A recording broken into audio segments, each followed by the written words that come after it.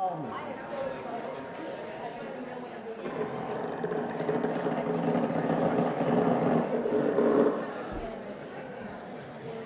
I know you missed that sound last week. I hope you all had a good spring break. And in the same breath, I'm going to remind you that your midterm exams are due today. Jessica will be collecting them. Please make sure that you have the name of your instructor on the front page, even if you have to write it in now.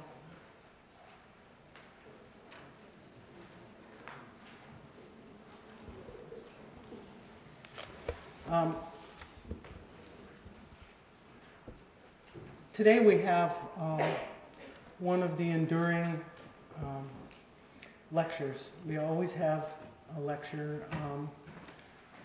so that survivors can tell you a bit about their experience. You've been most fortunate this year because you've had several survivors of the Holocaust who have come to tell you about their experience, and then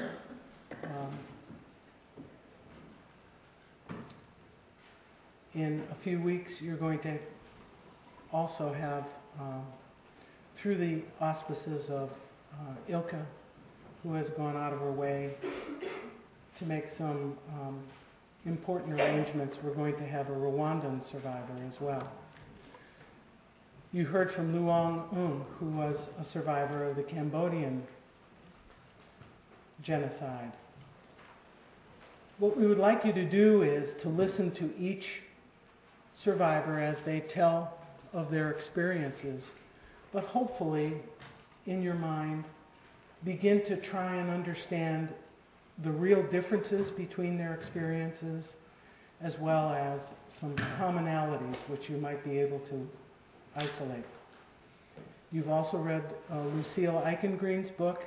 Lucille is unable to be here today because she's in Europe. She's been invited to take part in ceremonies commemorating the end of World War II. It's pretty hard to believe that it was 60 years ago. Maybe not for you, but for some of us who might have been a little closer to that date. When Lucille explained that she could not come, we arranged for her to appear and talk with you on a Thursday. And another person who has been here before, Betty Kale, graciously accepted our invitation to come and speak with you, and she's here today.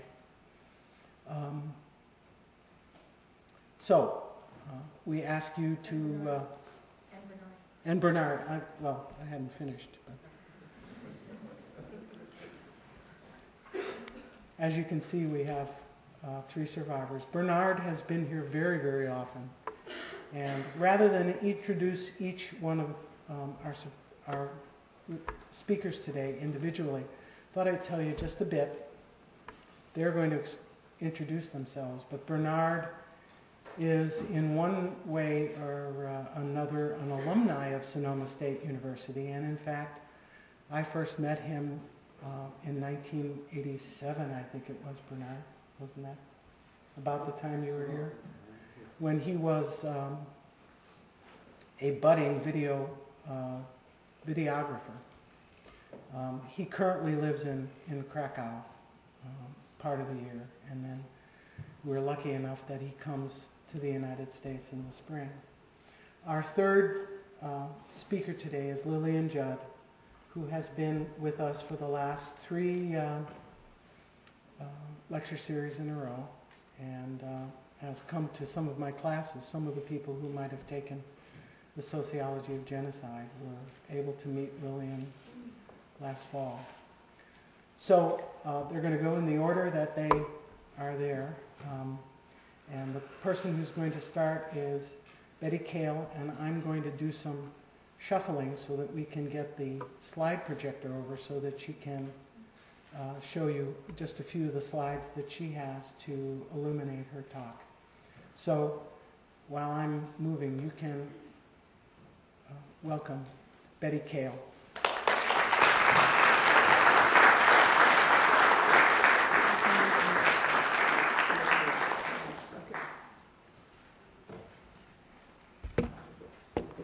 Good afternoon. It's a pleasure to be here.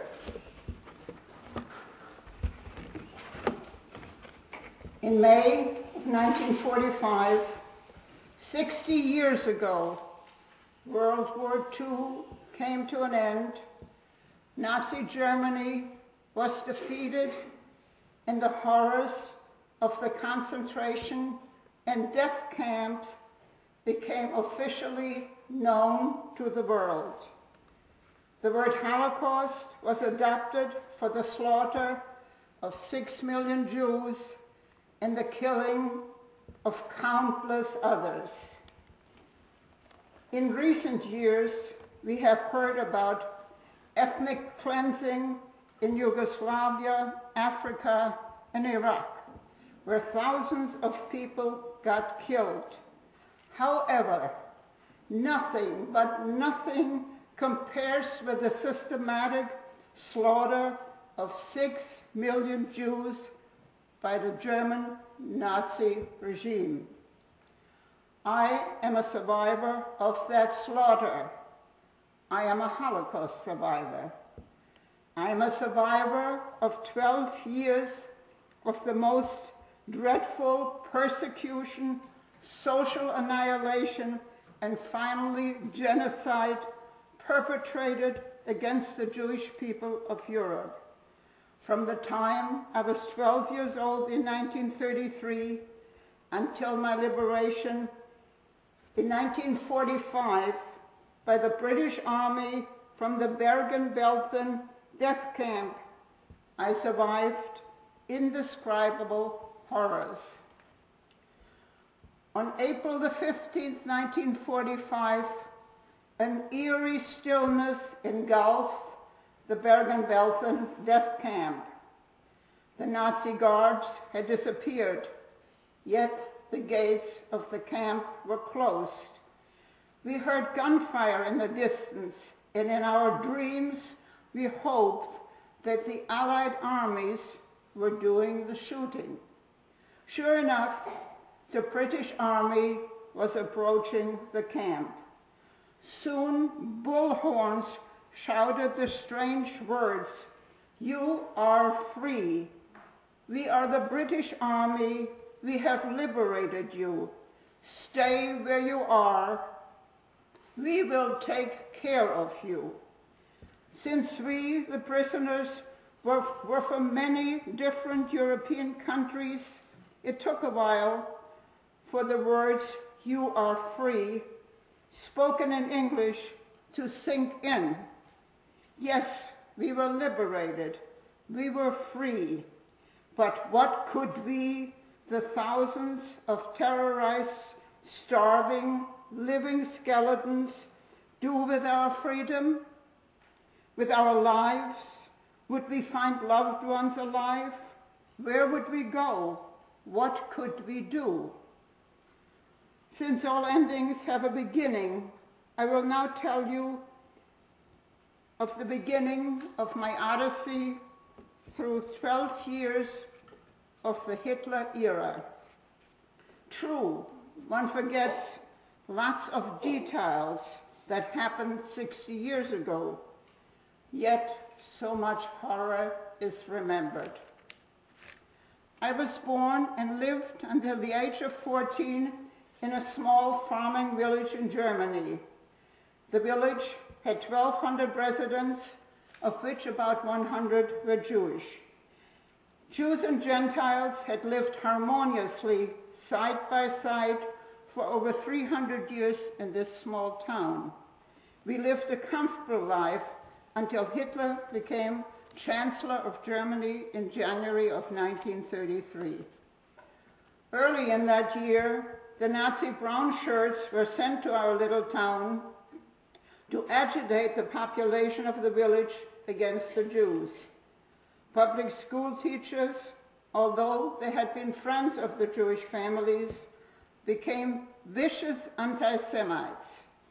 We, the Jewish children, had to sit in the classrooms and listen as the teachers preached that Jews are the evil that has befallen Germany and that they must be done away with. We were even forced to participate in the most hateful anti-Semitic songs like Köpfe rollen, Juden heulen, which means heads are rolling, Jews are howling. We, the Jewish children, were constantly harassed and physically assaulted. In sewing class, the teacher, a Miss Schotte, instigated the girls to stick needles into my body. Another teacher, a Mr. Weitling, hung Jewish children by their feet on trees and let them dangle there for the amusement of the others. On another occasion, this same teacher took the Jewish children and other children to the swimming pool and dumped the Jewish children into the deep end of the water. None of them could swim. When they were finally pulled out of the pool, they were barely alive. My brother was one of the youngsters. Having been subjected to constant stress and aggravation, my father died of a heart attack in May of 1935 at the age of 49. Between the years of 1935 and 1940, many Jews were able to emigrate from Germany, and I have often been asked why my family stayed there. We stayed simply because we did not have the financial means to purchase passage to go to a safe haven, to Shanghai or any other place. I will never forget November the 9th, 1938, the Kristallnacht, the night of the broken glass. Synagogues were destroyed, Jewish store windows were smashed, and the stores were looted. Private homes were ransacked, and furniture and valuables were carted away. 30,000 Jews were arrested in Germany, and many, many brutally murdered. The next day, November the 10th, Jews fled their little towns with whatever they could carry of their possessions, seeking shelter in the cities. My family, too, had to leave our town. At that time, I was doing forced domestic labor in a home for the aged in Frankfurt. 4 o'clock in the morning, responding to frantic banging on the door, I was shocked beyond belief when I saw my mother, my aunt, bedraggled and frozen with fright. My uncle was bleeding profusely. He had been beaten beyond recognition. November the 9th, 1938, was thus the beginning of the systematic annihilation of the Jews in Germany. September the 24th will always be vivid in my mind. September the 24th in 1942, I'm sorry. That day, my mother, sister, myself, and hundreds of others were deported from Frankfurt, Germany. SS men, strutting and cursing, shoved us into railroad cars. As we were herded into the train, an unconscious woman with horrible welts around her neck was brought on a stretcher and loaded onto the train. She had hung herself, but her heart was still beating faintly when the Nazis came to pick her up in her apartment. Almost dead, she too could not escape deportation. Nobody, but nobody can tell me that the German people or the world at large did not know of our horrible fate. As this macabre spectacle at the railroad depot in Frankfurt unfolded, hundreds of German civilians were standing on an overpass watching it all. On that horrible journey in the unknown, I sat squeezed onto a seat next to a young nursing mother. Her infant was whimpering incessantly until he could whimper no more. Since we had had no food and hardly any water for days, this mother could not feed her child, and he, with many others on that train, died.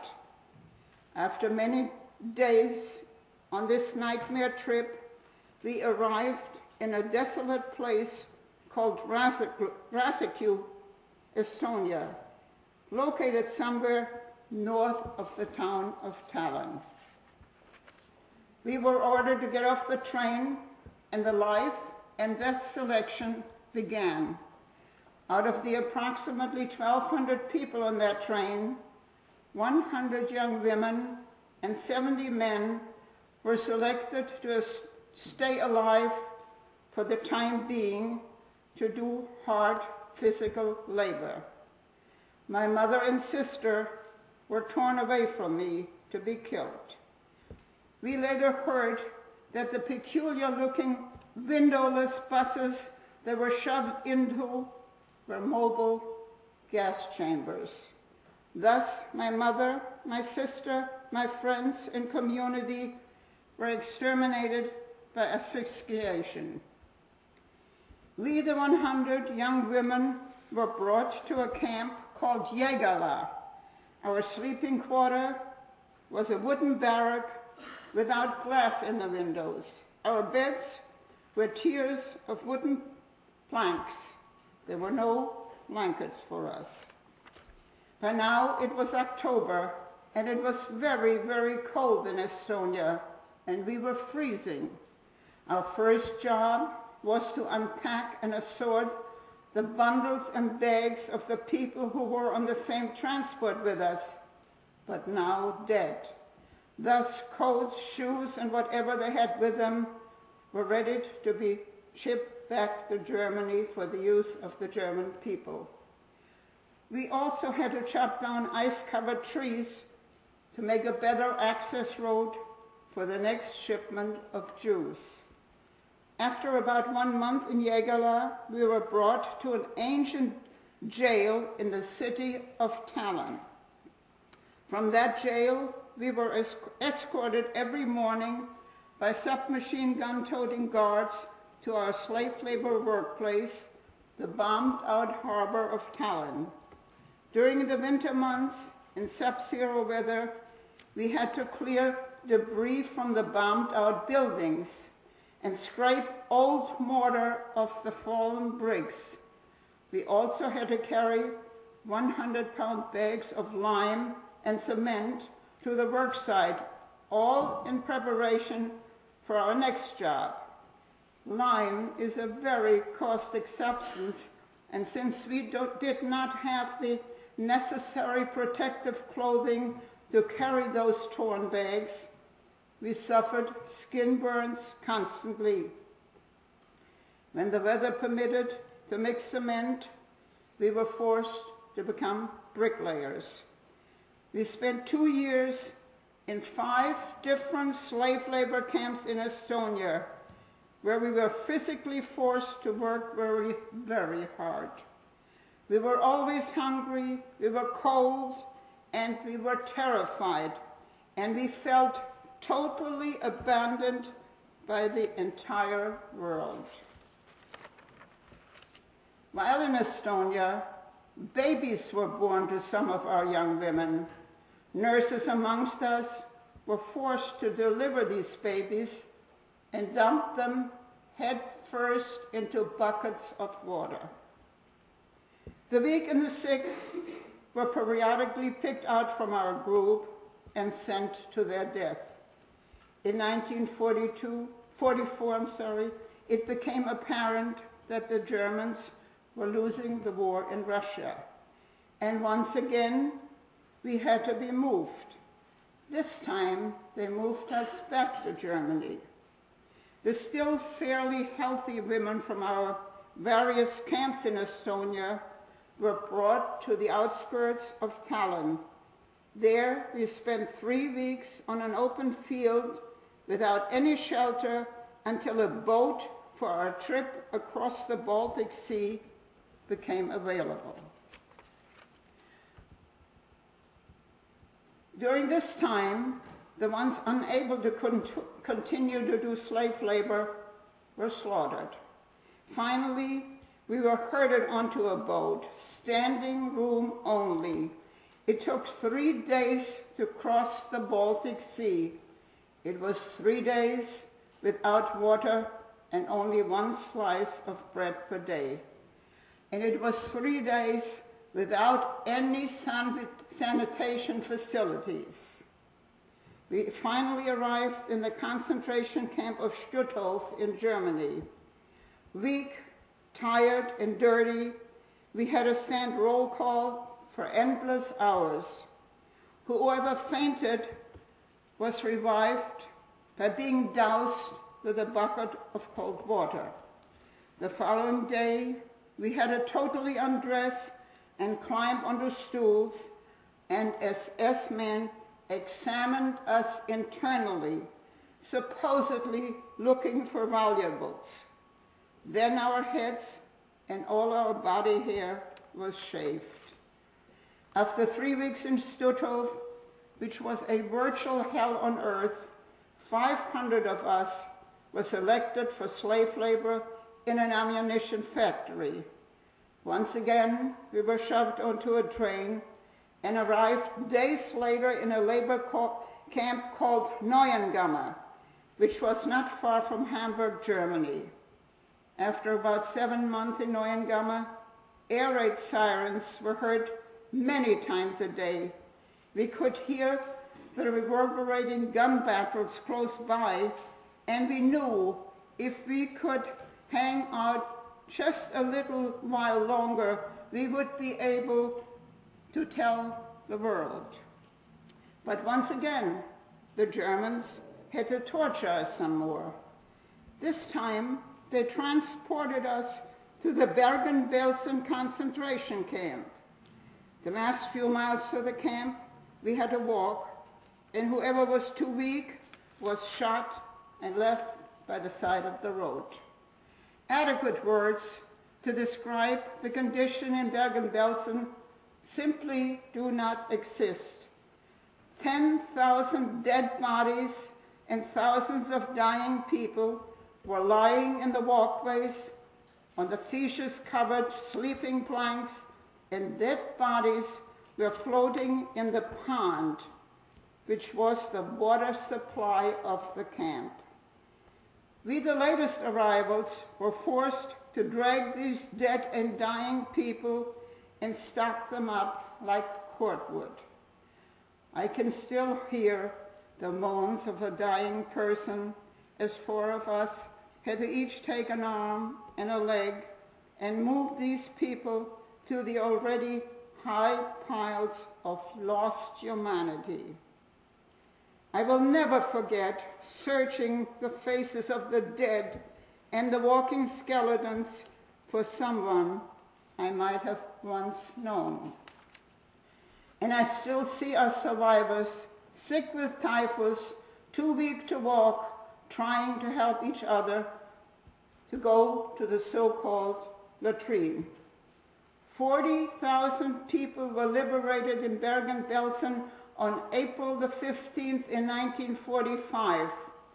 For 28,000 of those, liberation came too late.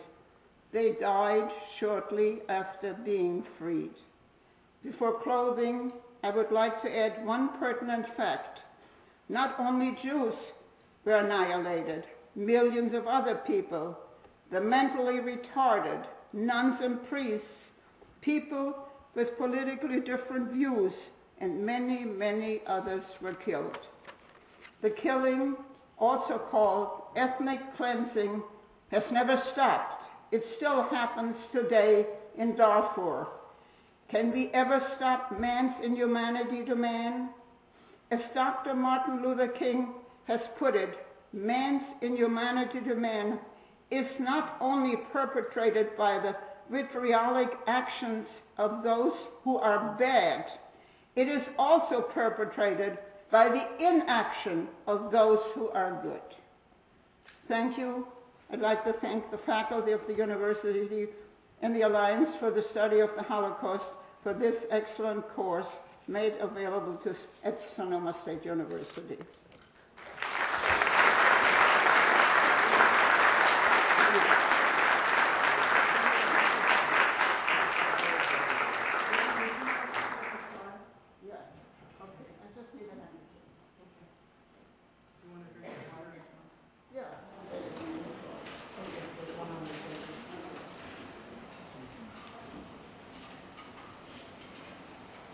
They're not in any particular order.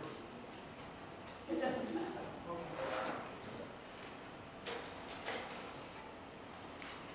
I have a little note on that.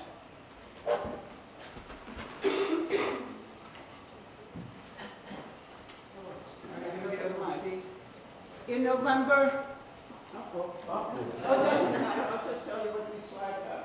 Okay. It doesn't matter.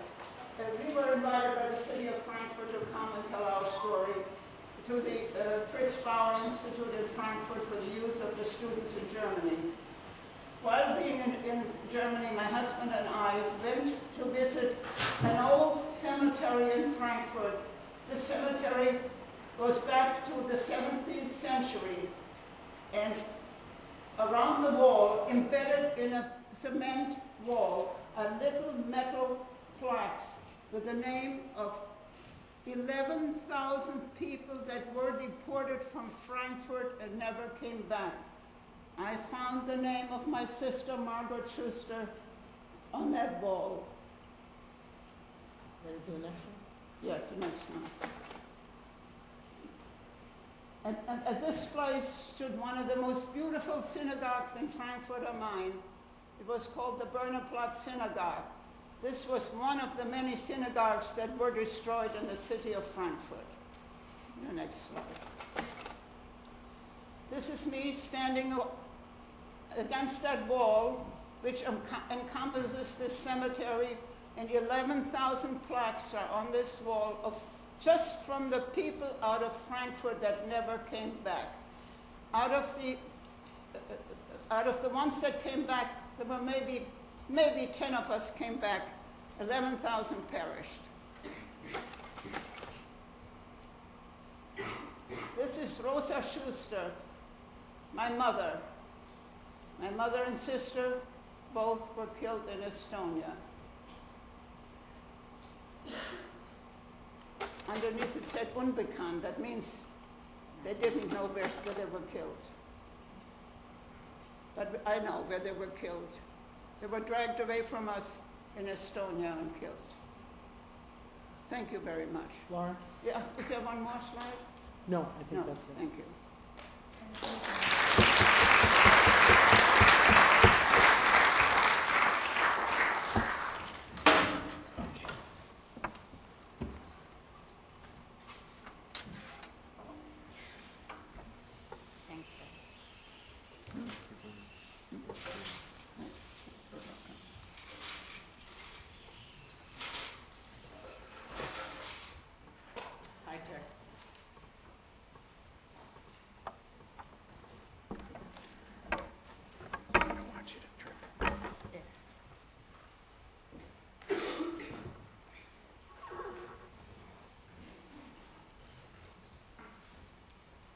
Our next speaker is Bernard Offen, whose origins are different than Betty's, and of course, like all survivors, his experience is unique. Bernard?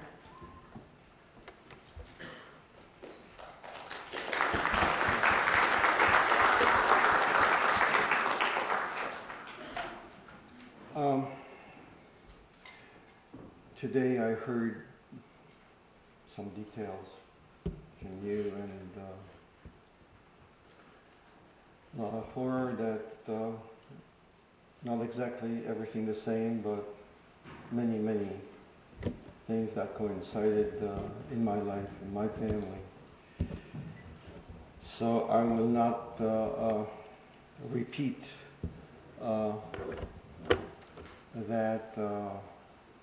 that horror.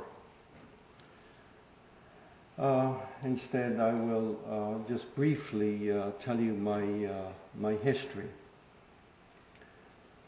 I was born in Krakow, Poland, in 1929 to be exact. And war started, I was not quite 11 years old. Within a short time of the invasion by the German army, persecution of Jews started, and not just in Krakow, but all over Poland and other countries. In 1941, the Krakow ghetto was started. The Krakow ghetto existed for 2 years. I was there from the beginning till the end. How many of you have seen Schindler's List story? Quite a majority. Well, that's also my experience, though I was not one of the persons that was saved by him, but I know a lot about him. My mother and sister worked for him for a short time, but they lost their job. And I'll move on to the ghetto was closed after 2 years, and I don't need to tell you about the suffering that went on in that ghetto, in the deportations. And my mother and sister disappeared, my brothers disappeared. Later they reappeared, but not my mother and sister. My mother and sister, I found out after the war that they were murdered in Belzec. Belzec was an extermination camp. It was not a work camp. Approximately 600,000 people were murdered there within less than a year. And they were gassed with in a gas chamber, and again they used an engine from a locomotive, I believe, to create the exhaust fumes from which they were gassed. When the ghetto was closed down, we were sent to the nearby camp, which is called the Ploshov camp. And there I was very short time before we had to, the young people had to report to the center of the camp. And we were transported out of the camp by horse-drawn cart. During that transport I escaped, a number of others escaped also. I heard a lot of shooting, but I don't know who made it except me. So to this day I don't know who else survived. I was free for almost a week. I made my way to a Polish family that was Polish, meaning they were Catholic, who were friends of my brothers, my oldest brother Sam. And they hid me for a night and a day. Their name was Czechoslovakia. It's very important to remember people who risk their lives to save others. And his name was Władysław Czechoslovakia. I had to leave the following night, and I made my way back to the area in which I hid after my escape. It's a long story, but while in the ghetto I heard about my uncle that was in a small camp near the Ploshov camp, and he was working at a construction site, and I knew where it was. And I hid in a cemetery which they were destroying for some road widening and a bridge. And when I did it the first time, when I hid myself before finding the Polish family, he said to me, Bernard, I don't know where you can get help, but you can come to my camp, I'll smuggle you in, and it's not a bad situation. They're not shooting many people. Do you understand that?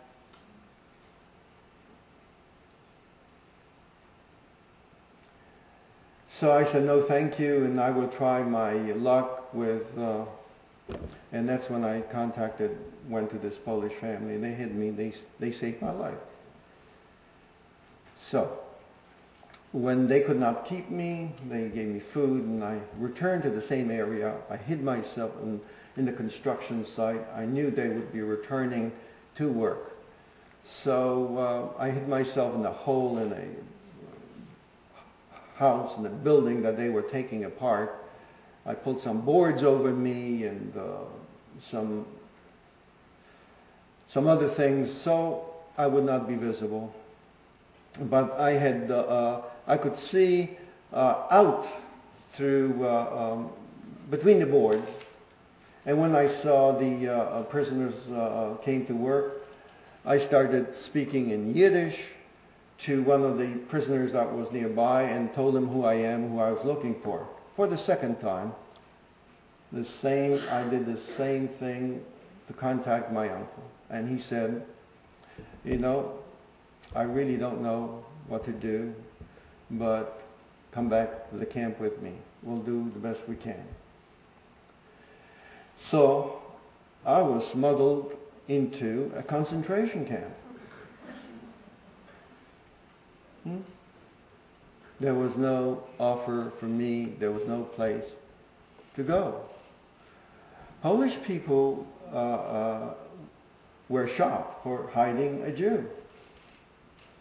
That family, the Czechoslovak family, lived across the road from an SS barracks, which was part of the ghetto guard. They were Ukrainians, Latvians, and Estonians, and some others, these SS men. They joined the Germans.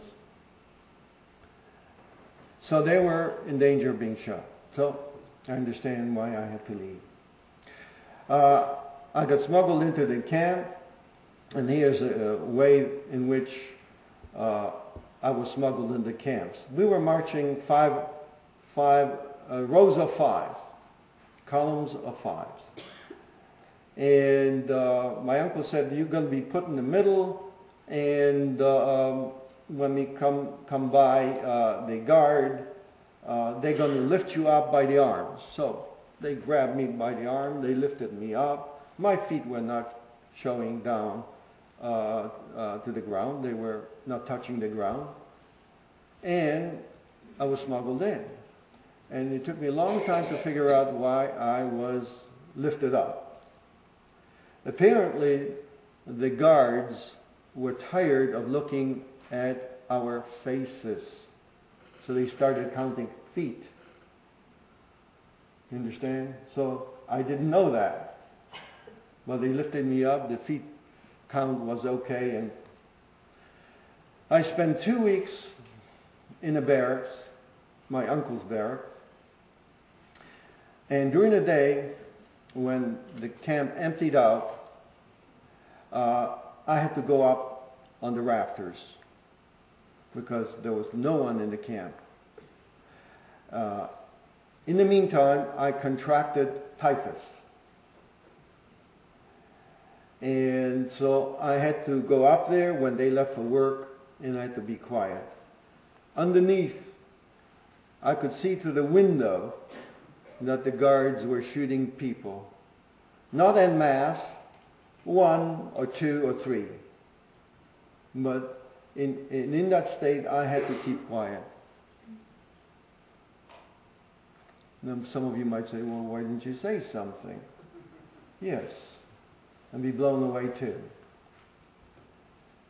There was nothing to be done, but there was a very strong instinct in me to survive, to tell the story. So here I am. Many camps later also. There's 5 camps, Auschwitz included, Mauthausen and Dachau. Landsberg was the last camp I was in. And I was put on a march, a death march, And it was just like described before. Anyone who could not keep up with the march was just blown away, left lying at the roadside.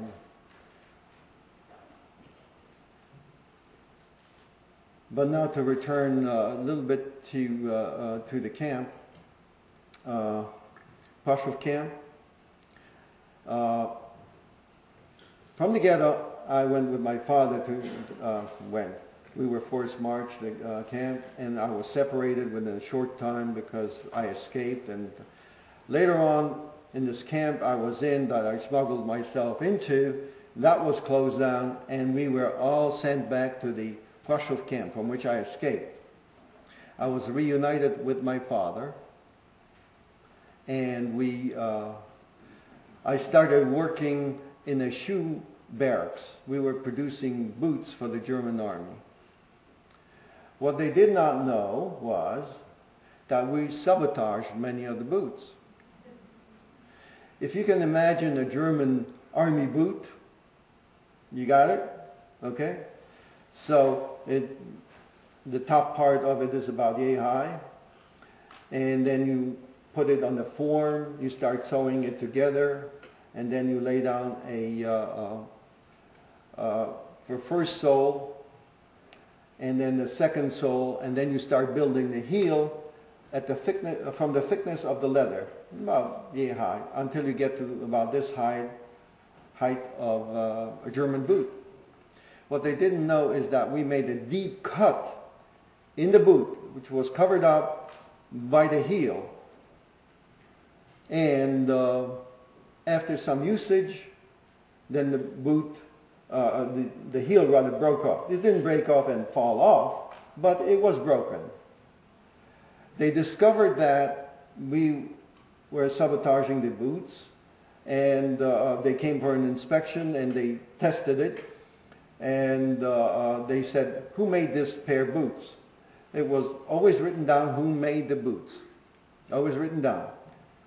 So, it was an immediate verdict on it. They shot the person right down in front of us. You understand? However, we never stopped sabotaging the boots. We only sabotaged one boot. Not both of them, as it was before, but only one. So imagine the soldier running, and the heel breaks off, water comes in, how effective a soldier is with a broken boot. So that's one little episode. After the Pashov camp was closed down, we were sent 3.5 days and nights to Mauthausen. Mauthausen is in Austria, approximately 500 kilometers, one direction. We were there less than a week. Oh, by the way, I met my brothers in the cattle car that was loaded at Pashov to Mauthausen. I didn't know they were alive or not, but we met in the cattle car. In the Mauthausen camp, less than a week, and my father and I were separated from my brothers. My father and I were sent about 500 miles, 500 kilometers, back to Poland, near Krakow, Auschwitz. You understand? The great effort of the Germans to fight the war is in many ways a lie. Their priority was to murder Jews, because they needed trains, transport for the front, for everything. And here they used trains shoveled back and forth. By the way, Krakow, or Pashov, which is nearby, is 70 kilometers from Auschwitz. You understand? So here we were. This is Krakow, this is Pashov, or Auschwitz, not nearby. 500 kilometers. And a week later, back to Auschwitz. My father was murdered in Auschwitz. He went one way, I went the other way. How much time have I got? Let's see, we've got about 10 So when I'm down to about a couple of minutes, let me know so I can, whatever works for you. And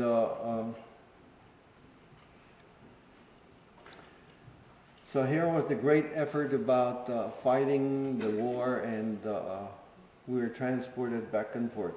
It was just to murder us, because in Auschwitz they had 7 gas chambers. I don't know how many of you know that. One of them, well, there were 2 actually, of these big ones, held over 2,000 people. Do any of you know 2,000 people? Do you know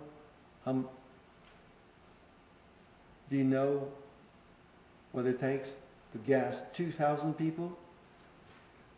15 minutes it took to gas 2,000 people. And they were disposed of within a short time. Disposed of meaning they were cremated, either on open fires or the crematorium itself. So when I got to the barracks after being tattooed and showered first, then tattooed, in Auschwitz, I asked, what happened to my father? They said, he went up the chimney. To me, it was a mystery. I did not understand what that meant. It was later that I understood that. Within days, I started to understand what was happening there. It was a camp jargon for people who were gassed and cremated.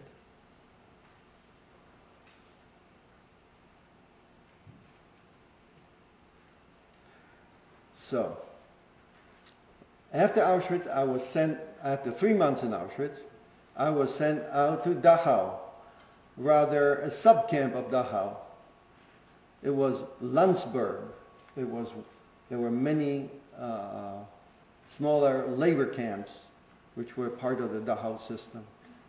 And from there I was put on that, many months later, on that death march. In May of 45, on that death march, we were marched into a camp. Looked like a military camp, not a concentration camp. It was a military camp. Because while we were being marched, we don't know what direction, what was at the end of it, but we were either thrown into a barns, which was good, or in open fields. We were just surrounded by SS, and we were sleeping in the open fields. This was spring. It rained and cold. On that last day of the march, we were thrown into these barracks.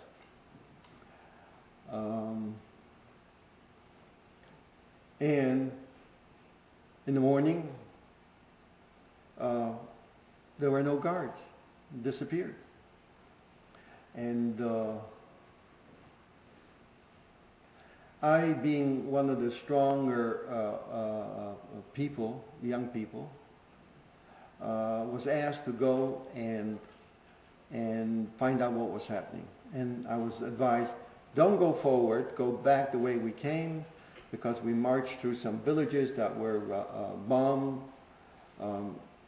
I went that way and finally contacted some American soldiers. I hid myself, and I heard rumbling of machinery which turned out to be tanks, and I saw a star on the tank. I did not know whether that was Russian or American. I did not know, and it turned out to be American soldiers. Anyways, I made myself visible, hands up, and I came forward, and they took me to company commander, and I told them, they fed me.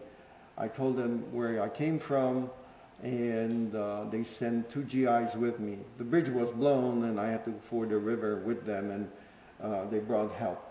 Well, they brought very little help because the bridge was blown. And however, help started arriving. It's a long story. I came to America. Oh, I found my brothers. I found my brothers after the war in Italy after searching for them for 6 months. It's a long story, and they were also in the camps. And after liberation, they went to Italy. Also, and they joined the Polish army, which was fighting under the British command, but actually Polish army. And the Polish army was engaged in many battles also. And so I found my brothers. We left for England a year later. 5 years afterwards, we emigrated to the United States. In 1952, I was drafted and sent to Korea, 17 months in Korea. My naturalization papers, it is written in naturalized in Korea. So I'm wondering if I am also a citizen of Korea. And but I will close now. I lived in Detroit for many years, but now I live in California 6 months. I spent 6 months in Poland, and I continue to lead the groups in witnessing. I've been doing that for many years. Over almost 3,000 people have walked with me through Auschwitz, only the camps and ghetto that I was in. I do not take them any other places. I do that as a process of healing. Witnessing as a process of healing.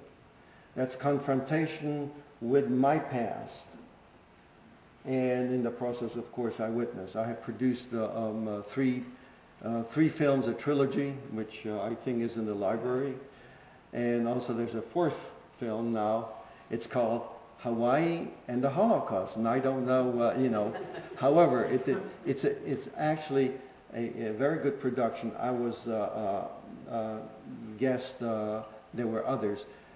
There are also Americans of Japanese background whose family was imprisoned in Nevada and other places during World War II.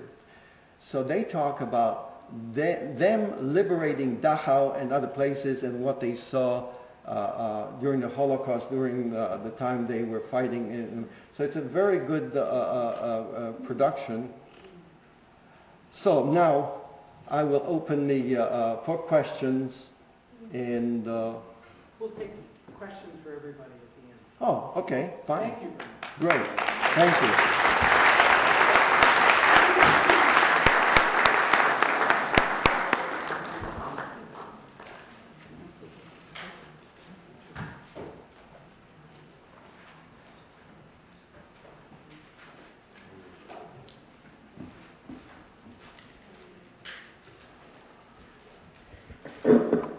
Our next speaker is Lillian Judd. Lillian most generously shares her story with us. As I mentioned, this is the 3rd year. She's got a broken arm. It's been a big sacrifice for her to come today. I know that she will point out the visuals on the board. I hope at the end you will come and look at them more closely because it's difficult to get a full sense of what they are from far away. So after the lecture, come by and take a look at the photographs. It's my pleasure to once again introduce to you Lillian Judd.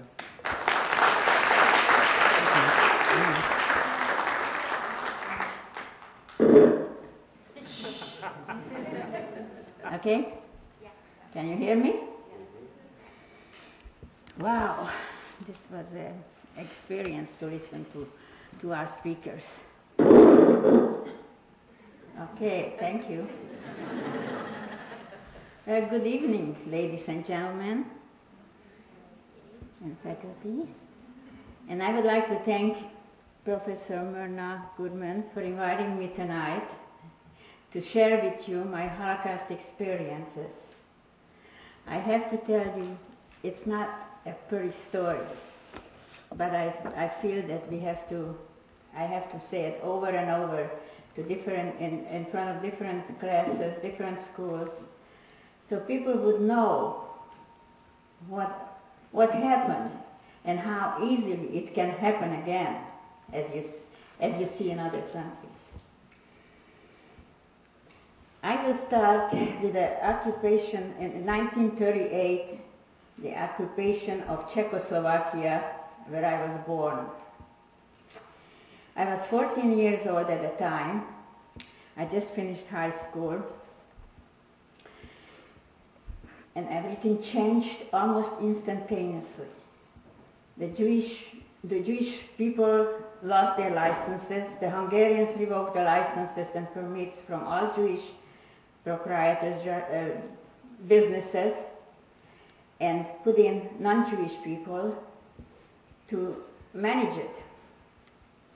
But the Jewish person had to stay there and teach the non-Jewish person to manage the place because they didn't know how.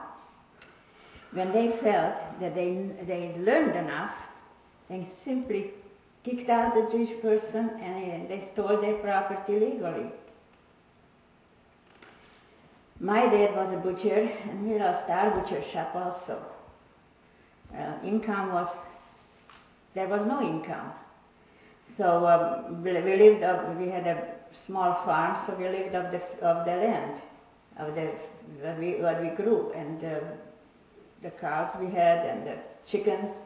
But soon they found out that we have eggs from the chickens, which we used to sell quietly, so that Mom could buy us some shoes for the winter and clothes.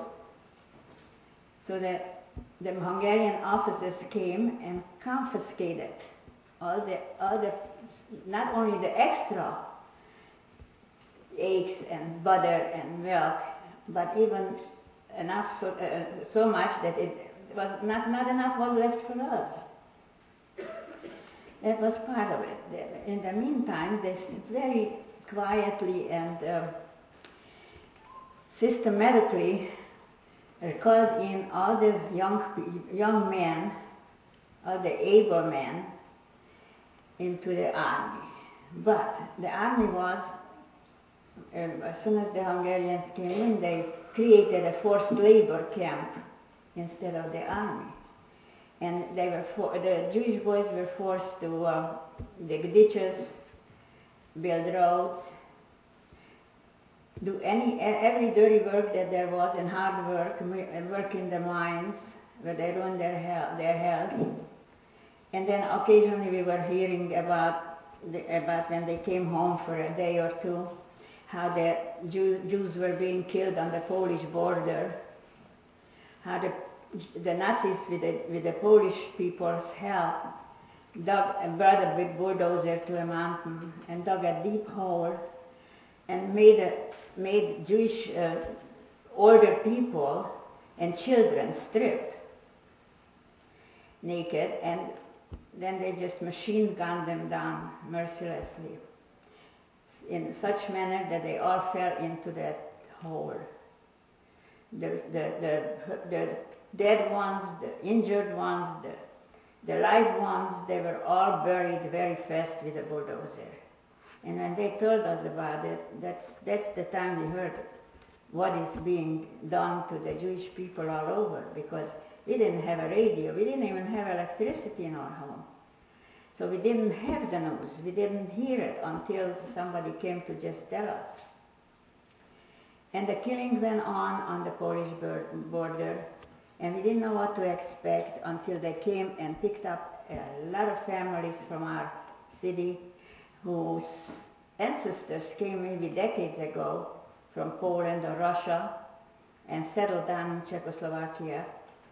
And now they were all citizens, and now they were all picked up and taken for relocation. And that's where they were killed. Nobody ever heard of those people again.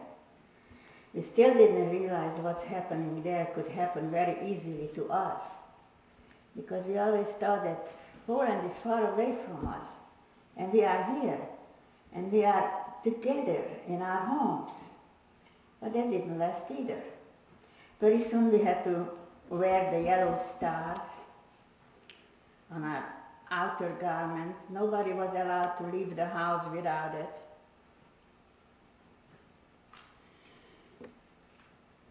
And that's, you know, people knew each other there, so they knew who was Jewish, who was not. But this was just a way of pushing us down and just make us feel depressed more, and just slowly they were taking our identity, our life.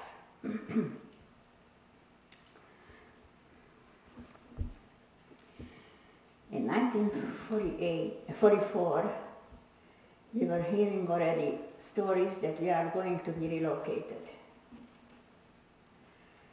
And nobody knew why or where or what we're going to do.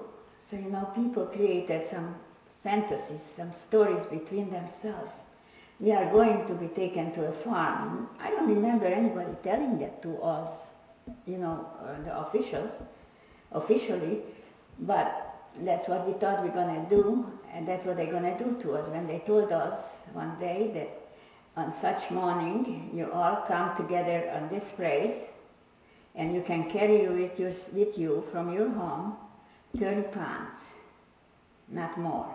That came out about what everybody could in the family could carry in their hands, in their arms, you know. And leave everything in the house. Don't give away anything. Don't take with you any valuables. Leave it in the house, because the authorities will come and will seal your house so that everything you'll find safe when you come home. It was another lie. The sad day came, and when we had to come out and line up with the other Jews. There were Gentiles around, but to every third row there was a guard standing with a machine gun. So everybody was afraid, and they couldn't do anything. We had no place to go. All the countries were already occupied by Hitler around us. So even if we run someplace, we still find Hitler and the Nazis. So there was no point. And still they were guarding us forever.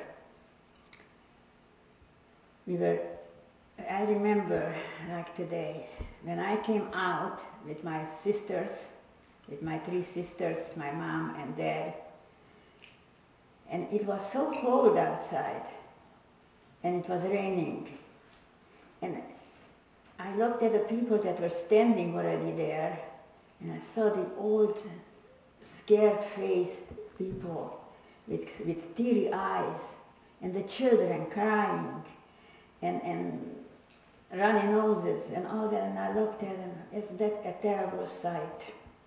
I'll never forget that sight. When those people were standing there not knowing what brings the next moment. Neither did we. But we went in that line too, and the guards were always making us know that just move and we take care of you. So nobody dared to move. All the young men were taken, the old people and the children and the women were left. I didn't want to go into talking about my teenage time that I lost, because we couldn't go no place, we couldn't go dancing or anything, because our non-Jewish neighbors, some of them, would stand up and say, "Jews out!" And we went out, and we never came back. So it was not a normal life for us. Anyway, to go back to this bunch of poor Jewish people, very soon when everybody was in line, they made us march. And we were marching towards something. They had the system to form each row with 5 people in it. And we were marching and marching. We were going through to our city, And we came to the end of it, and we didn't know where we were going, they were taking us. But we came to a halt, and then we walked into the old brick factory. There was this big brick factory, and they had those deep shelves on a huge big property, and the shelves they were used before to place the bricks in to cool and to dry or whatever they needed to be. But this time there were no bricks in there. There were people, old people, little kids, some young people. They were in those shelves with straw. I looked at them. It was so depressing, and the scared look on everybody's faces. And then we had no room where to go because those shelves were filled. So a couple boys that I used to know came forth and said, "You better come with us and let's pick up some remnants, some junk to build something for you to sleep on there." And I felt like I'm just being led someplace I didn't even realize what's happening to me at the time. And we went and picked some stuff, some broken bricks, some wood, cardboard, and I don't know how, but with those boys' help and probably God's help, we built somehow a lean-to, like a shelter, where 6 of us could sleep on the floor. It was covered with blankets. The top was covered with blankets, and the sides also. And the floor there was a blanket, so that we could sleep there. So that was better than sleeping out under the sky. And we were there, and the food that we brought ran out because we didn't know what to bring. I had three dresses put on, so that wherever they take us, there maybe I will use those dresses. But as far as food, we took whatever we had left, which wasn't much. So we were there for a while, and we couldn't get out to get some more food in. Some people could, but I couldn't. I was the oldest in the family, and I was helpless. I didn't know what to do. I wanted to help my family, but I couldn't. I didn't know where to turn. So I tried to go out and go to the people that we used to know and ask for some, but they wouldn't let me out. So, but we stayed there for 6 weeks, and Mom, who was always in control, she was so depressed that she couldn't do anything, she couldn't say anything. I was so worried about her. And she kept on saying, "As long as we're together, I'm here. But as soon as one of you is taken from me, I'm as good as dead." And that she kept saying over and over. And I tried to say things that like we are being relocated to work, not to worry, we're going to be seeing each other, maybe the young ones will be taken to work. But 6 months later, the Hungarian soldiers came and pointed out certain groups. This group, be ready in the morning, you are being relocated. And then went further. There was thousands and thousands of people, so he took groups and groups until they had enough for the transport. And I think what it was that they didn't want us to be together with people that we know from our own communities. So they mixed us up like this. And in the next morning we had to be ready to go someplace. Next morning came, it was cold and windy, raining, and the little Hitlerjugends were all around us in their uniforms. You know what a Hitlerjugend is, don't you? Everybody? Yeah? There's a German boy who was taught to hate, to be angry at the Jews or anybody that's different from them, and don't hesitate to hit them or even kill them. And those were around us with a whip. And if some of us wouldn't be moving fast enough for them, the whip was dancing on us. My dad had a bad leg from World War I. He was shot. And I was next to him, and I was helping him to move on so he wouldn't be hit. And we were moving on the best we could, my sisters and my mom in front of us. And we came to the railroad station. And there I looked around and I saw those boxcars, hundreds of boxcars lined up. I couldn't even see the end of it. And I saw other people on the other side too. They were probably the people just looking on. But at that point, I hear them say, "In the wagon, climb in the wagon." And everybody's climbing or else they were hit. So we all climbed in the wagon. I helped my dad to go up the wagon, and that was a hard job. And I went up, and we were so full. I thought that this is it. We're filled up to capacity. But no, they kept on loading more and more people in, pushing more people in, until we were standing like with those little packages that we still had. And everybody, when all the boxcars were loaded up, then I heard them closing the gates. They didn't give us no water, no food. There were no toilet facilities, but they locked us up in those wagons, in those boxcars, and I heard the wheels screech, so we were on our way. We were on our way, we were going someplace. They didn't tell us where. We stopped certain places to get some water and coal or wood or whatever they were running with the train on. And I saw the faces through the slit. That were the managers or that were doing the work there. And I saw that some people had, at one station, some people had tears in their eyes. They knew where we were taken. They were all Polish people. We were going through Poland.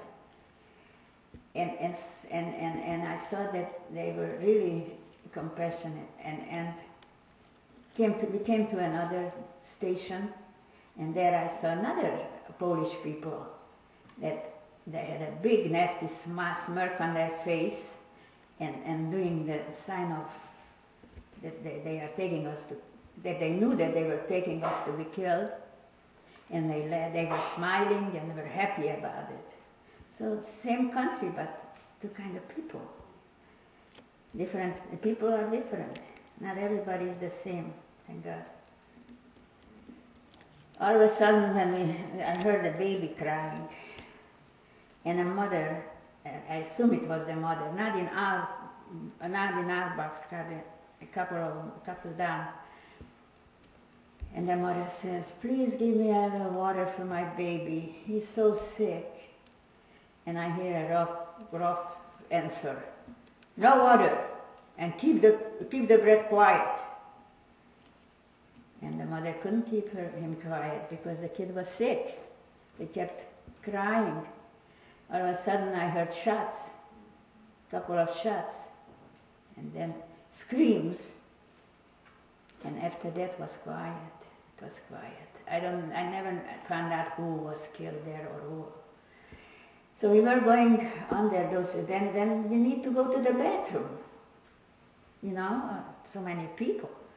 And no place to go. So somebody had a bucket and donated it. Another person donated a blanket. And two people were holding the blanket. Then somebody had to go to give them some privacy. And that went on until the bucket in no time filled up. And what to do with the stuff? They were trying to throw it out through those slits.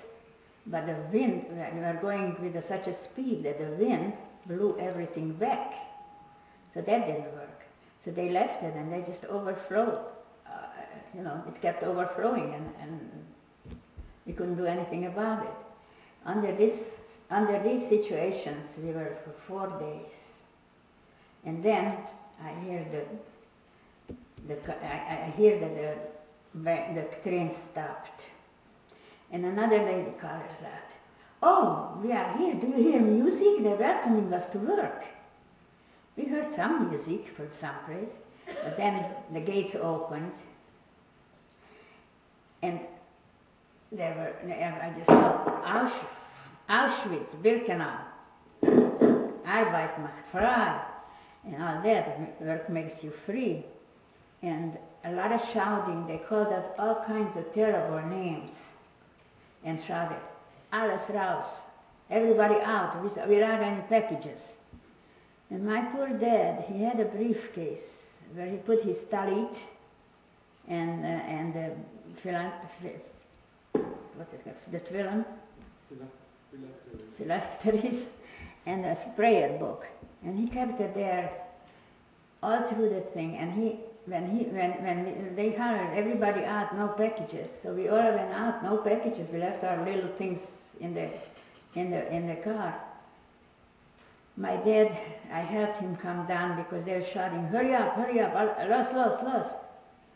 And we came down, and Dad reached back to get his briefcase.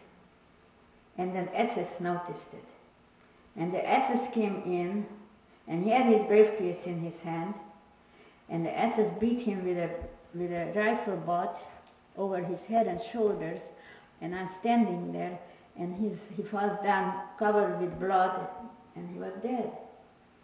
And I look up at the SS, and he just motions to some other people, workers there, and they come and they take my dad by the feet, and they pull him, and his head is bouncing on the ground. And they were pulling him down there, and they tossed him into a truck. And I said to him, "You just killed my dad." And I'm crying and looking after him. And he says, "You want to go with him?" And lifts the thing. At that point I ran away because I wanted to find my family. And of that I have the picture there. So if you come, I explain it to you if you come there. That shows the open gate of the boxcar and how I'm already running away from the SS to find my family, and there it is. Well, while this is going on, the men and the women were separated, and the children. The male children went with the men, and the girls went with the mothers. But the mothers were there, and the girls were there. Well, they stayed there, but the men were taken away, and I don't know where. I didn't see that.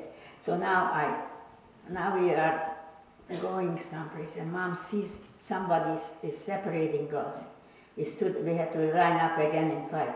Someone's separating us, and she keeps on saying, "They take you away, they're separating us, they take you away from me. I'm as good as dead." So I say to my sister, who was younger than I, but tall, I said, "Renee, pull yourself down a little bit so you could go with Mom, so she wouldn't be just with Irene." Because the way it looked that the two of us will be pushed one side and they will. So Dr. Mengele was the one who was separating us. And he did take all the three of them one way and the two of us this way. And then I looked back, I wanted to say goodbye to my family. They weren't there anymore. There was a kind of wall, and they pushed them right away behind it so that we couldn't see each other. So we never had a chance to say goodbye to each other. Now we are in the line, and they are rushing us, they are pushing us, and we cannot go fast because we would step on the persons that were ahead of us. But they were still hollering, "Hurry up, hurry up." And we're going someplace, and I see there a gray building in the distance. And we are going toward that building, and there were some steps. When I came closer, I saw the steps. And I saw that 5 people were let in at a time. And the 5 people went out, but I never seen anybody come out. So it puzzled me. When my turn came, we went up, and we came to a big hall, and I looked down on the floor. There was tons of hair in every color, every shade. Well, I didn't know what to make of it. But then I heard there are about 6 SS men standing there talking and laughing and hollering every now and then over their shoulders that we should take everything off. And there were some girls that were helping them, other prisoners that came there a long time ago. And they were pulling my clothes off and throwing it on the floor. My beautiful dresses went on the floor. And I said, how am I going to find them? Don't throw them on the dirty floor. She says, don't worry about it. You'll get different ones.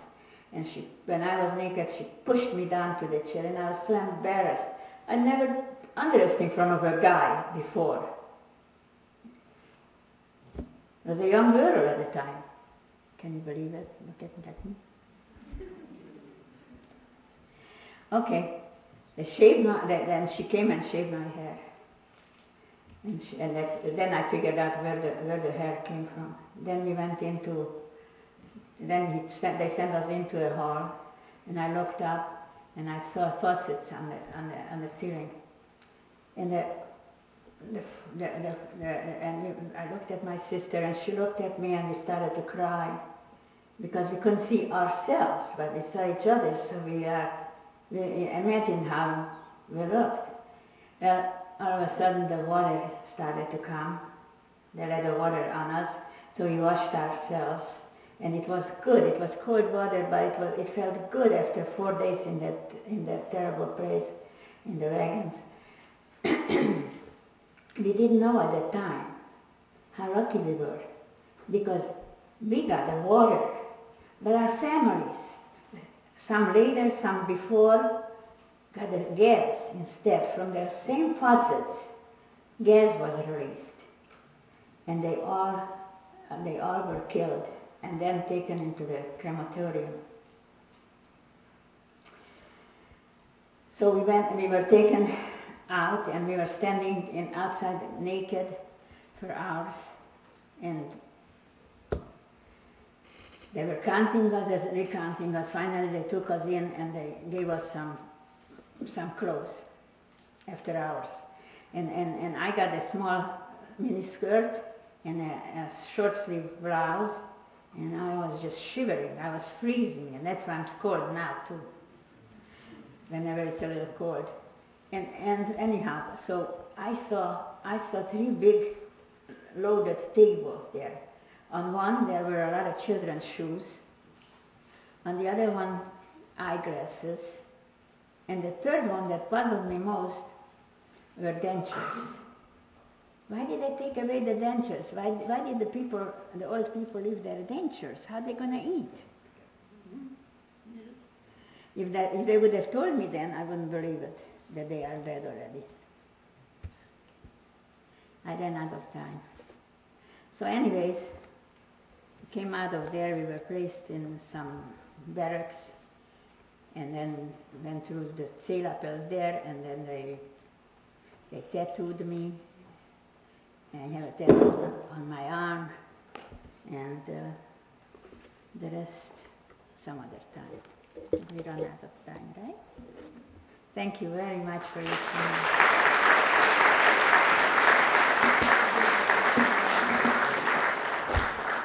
I wanted to leave a little room for people to ask questions. Okay. I'm sorry to cut you short. We're going to have a little room for some questions, and then you can also, after, approach Bernard and Betty and Lillian. Do you have any questions, or would you like to ask questions? Don't be shy. Yes, Judy?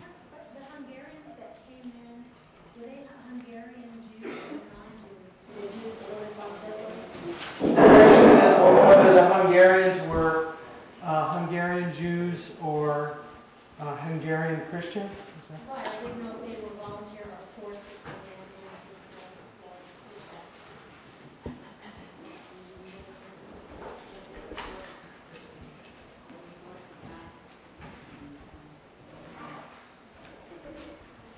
20,000 Jews.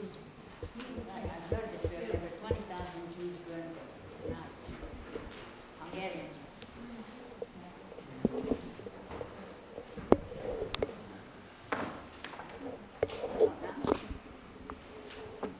This is about as far as it'll go.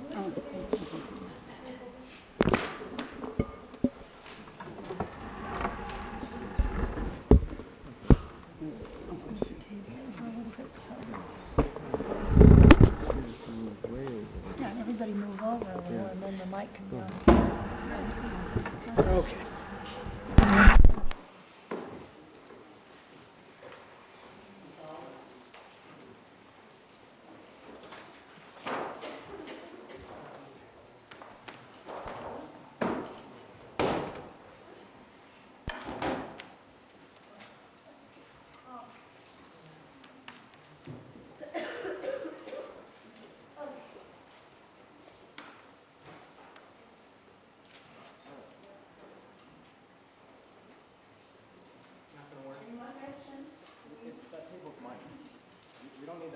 Okay, you don't need that mic. Okay, I'll repeat the question. But we'll have some difficulty with the answers.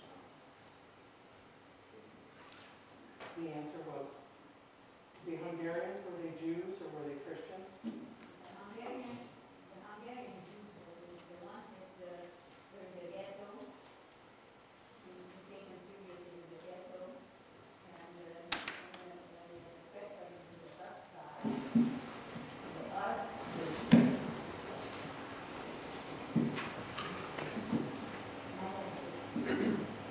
Other questions? Yes. Were death camps and work camps set up in Eastern Europe, at least partly because there was a lot of anti-Semitism there and it would be easier for the Nazis to get a certain amount of, shall we say, cooperation, or at least not complaints about setting these camps up in Eastern Europe? The question is whether the death camps were set up in Eastern Europe because the Germans felt that they could get more cooperation from the populace, which was assumed to be anti-Semitic. Bernard, you have it? The answer is yes. That the population was hateful, most of the population, I cannot say that everyone, was hateful of Jews. There was a lot of anti-Semitism for eons of time. I don't want to belittle any kind of anti-Semitism that existed, but you also must remember that the death camps were set up in Poland because that's where most of the Jews were. And it was a, shall we say, part of a logistical solution, but they did get a lot of cooperation from, we shouldn't just assume it's Poles. There were also, as Bernard mentioned, Lithuanians, Ukrainians, Latvians, Estonians, who joined the SS and were complicit in what went on. Bernard, did you say something? No. Before there were sea wolves, weren't there Cossacks who also had pogroms and were anti-Semitic in Russia and Eastern Europe? The whole area was, I don't know, I hate to say it, but a hotbed of anti-Semitism. Not every human being, but it was a big part of the culture, wasn't it? I don't know whether you can say it was a big part of the culture. It certainly was fairly widespread and caused, at least I know, people in my family to decide that it probably would be better to leave Russia and come to the United States. So yes, and the students have read about pogroms. By now, I think they probably know. Lillian and Little? I grew up in Czechoslovakia. I really did not experience any anti-Semitism. I belong to all the clubs, the Czech children there, and the Czech schools. I participated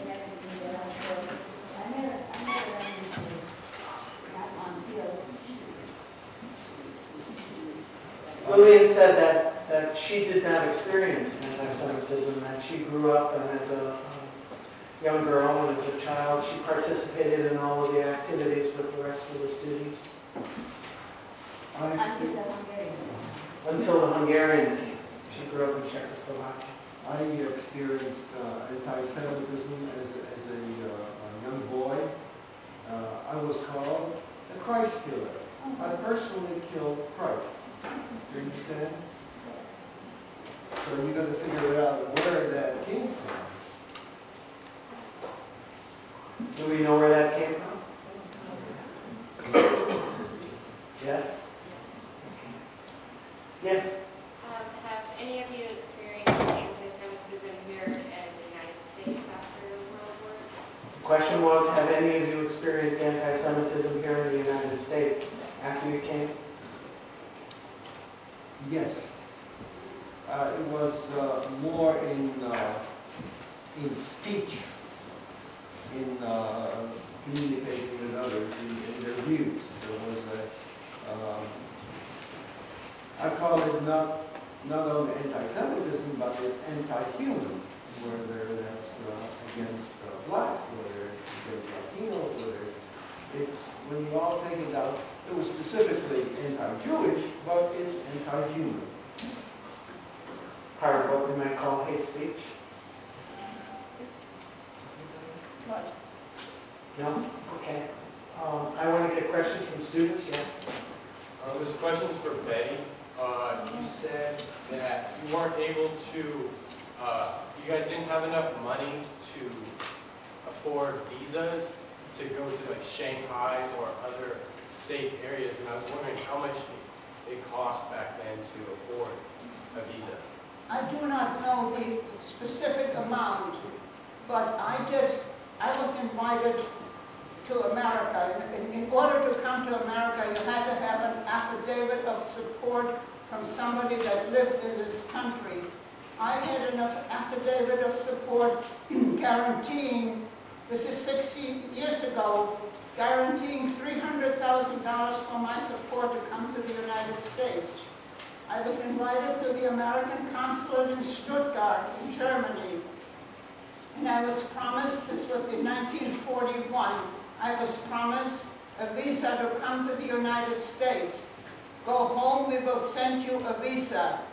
I am still waiting for that visa. If you remember Lucille's book, she talks about approaching her uncle for promise of support. Yes?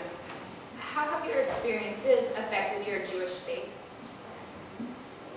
The question is, how have your experiences affected your Jewish faith? Lillian, you want to talk? You can see Lillian. If you come down and look. I came to a point where I was brought up religiously. My parents were Orthodox. And I came to a point where I couldn't understand what's happening and why. And I was fighting with God constantly. And I was questioning for 7 days at a time. And one day somebody came over to us and said, you know, children, Yom Kippur is coming. You know what Yom Kippur is, the highest holiday in Jewish religion. Yom Kippur is coming, and we fast usually, and we pray God to God for forgiveness and all that important. And says, how about let's make our quota at work, so we have to produce so much every day. Let's make it ahead of time so that on Yom Kippur we just pretend to work. And we did that, even told our supervisor to hold our bread until dinner time. We were skin and bones. and we fasted on Yom Kippur, and we didn't work. And the couple noticed. And she came over from the supervisor to the Polish lady. And she came over and she found the bundle that we had hidden for the evening show. We had the quota. And she found, among others, mine too. And she beat us so over the head. She beat me up so much that I didn't know if my head was come or for what, because I had headaches, terrible headaches for many years even after I came home. So that kind of threw me off, and I just didn't want to have much Judaism. But then I came home, and I still, you know, my story is a long story. I didn't tell you 20% of it. But I came home, and I first thing was when I had my own apartment, Friday came, and I cleaned up the apartment, and I didn't have a candle on us, but I had a candle. I cut the candle in two, and I took a potato and cut it in half, and cut on the bottom and the top so that it would stand, and made a hole in it, and made a candle out of it. And put a candle in and lit it. So that tells me, I thought I was completely out of the system altogether. So that's what it did to me. And now I'm there. You need to look at the article that was in the Press Democrat about Lillian celebrating her confirmation in the Jewish religion around her 80th birthday. On your 80th birthday? I'll take one more student. Okay, one more question. First, I wanted to thank you for sharing the little bit of your life with us. But I also wanted to know if you had any children and how this affected, your experiences affected them, if it did at all. You have to repeat it. Okay, the question was, Pearl would like to know whether you've had children and how you think your experience has affected your children. I cannot answer that question. We had a wonderful daughter. She was born, or she developed encephalitis when she was a child. She was mentally disabled. She lived with us for 25 years. Then she needed to be with her own kind, and she went to the Sonoma Developmental Center. So I'm sure we never let her feel any hurt about what her parents went through. She was well taken care of, she had a good life, but she passed away last year. I had two grown sons. They don't practice much Judaism, but they do feel Jewish. I did not want to have anything to do with Judaism or any religion for a long time. However, I explored Christianity, Buddhism, and others, and yet in the end I returned to Judaism. I am not an Orthodox person. I'm a religious person. That means I don't have to practice the Orthodoxy. That's my, but I am Jewish, yes. Lily? I had two sons. One I lost in 1968 to a car accident when I was 22 years old. And the other one I had here, and he said that he felt that he never spoke about it. I could never speak about my experiences in my children, or to anyone. When I first came to this country in 1949, someone asked me something, and I started to talk. No, I don't want to hear. It's too boring. I don't want to hear. And I am listening. And my aunt says, oh, they had a bed too. How did you have it? They had to stand in line for water. I said, people didn't understand. It wasn't inspired to talk about the Holocaust. And I never spoke about it until 1986. And I had this horrible nightmare about experiencing very vividly again my father's death. And then I was screaming and crying, and